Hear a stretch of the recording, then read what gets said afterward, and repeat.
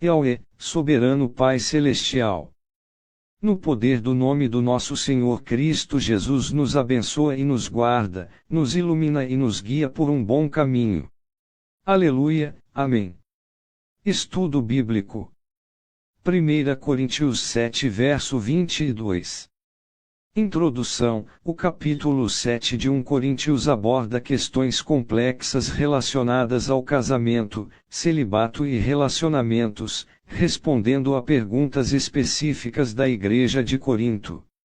Paulo oferece conselhos práticos, buscando equilibrar a importância do compromisso conjugal com a liberdade e dedicação ao serviço de Deus.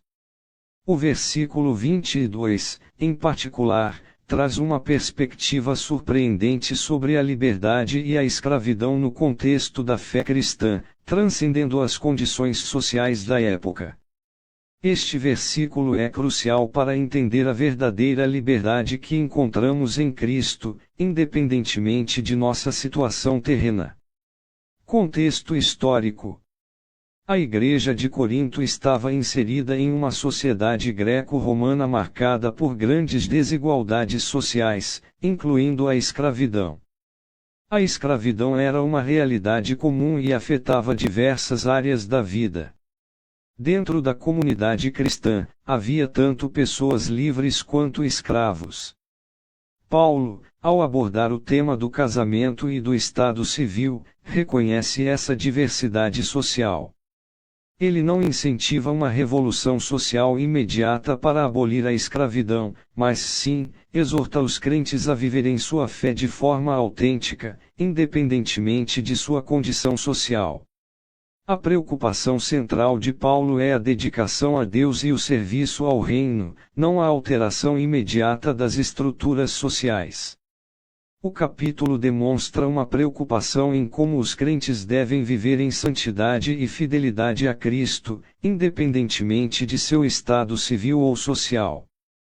Interpretação, em 1 Coríntios 7:22, pois o escravo que foi chamado pelo Senhor é agora um homem livre que pertence ao Senhor. Assim também o homem livre que foi chamado por Cristo é escravo de Cristo. Paulo apresenta um paradoxo teológico profundo. Ele argumenta que a conversão a Cristo transforma a natureza da escravidão e da liberdade. O escravo, ao ser chamado por Deus, experimenta uma libertação espiritual, tornando-se livre em Cristo, apesar de sua condição social. Essa liberdade não é necessariamente a libertação física da escravidão, mas sim a liberdade do pecado e da condenação, a liberdade de servir a Deus com alegria e propósito. Por outro lado, o homem livre que aceita a Cristo se torna um escravo de Cristo. Essa escravidão não é opressiva, mas sim uma submissão voluntária e amorosa ao senhorio de Jesus. É um compromisso de servir a Cristo com toda a sua vida, colocando os interesses de Deus acima dos seus próprios. Essa dupla transformação revela que a verdadeira liberdade não reside na ausência de restrições externas, mas sim na entrega total a Cristo. Para o crente contemporâneo, este versículo nos lembra que nossa identidade primária está em Cristo.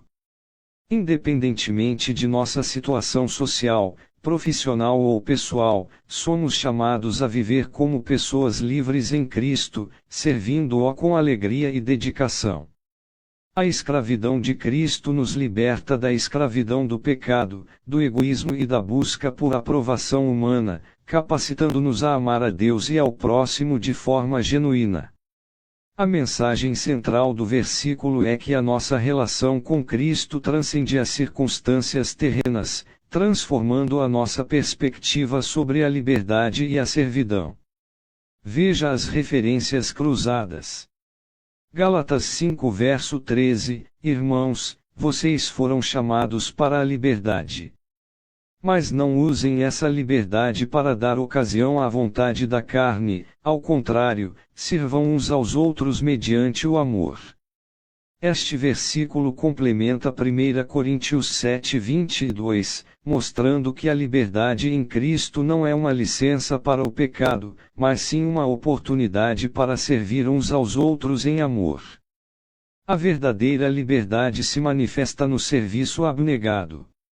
Romanos 6 verso 22, mas agora que vocês foram libertados do pecado e se tornaram escravos de Deus, o fruto que colhem leva à santidade, e o seu fim é a vida eterna.